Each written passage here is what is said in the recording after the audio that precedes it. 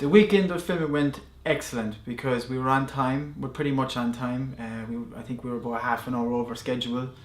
It was a long night of shooting, so basically I didn't really sleep for the whole weekend, and I think everybody was really exhausted by the end of it. But everybody was so professional and consistent throughout the whole process. It was an amazing shoot. I miss it already, to be honest. So well done to everybody involved.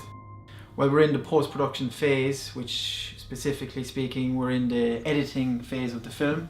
So we're editing the film at this present moment. We're on the second draft, and Jason Fernandez just sent us some music which we just listened to with the first draft of the film, and it's an amazing score so far, and that's just the first draft.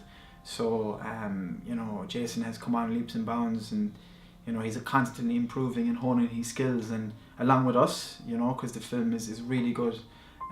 So next is we're gonna test screen it once we were happy with the cut, once it's a finer cut, and once that's done, and we take our notes and we get an actual final cut done, we will be sending it over to Blaine and Phil to colour it very soon. Well, once we're finished the edit, the music and the colouring, we'll have to raise money then to send it to Dublin to Moynihan and Russell Studios to get the sound mixed and edited, so we can so then it'll be a completely 100% finished film.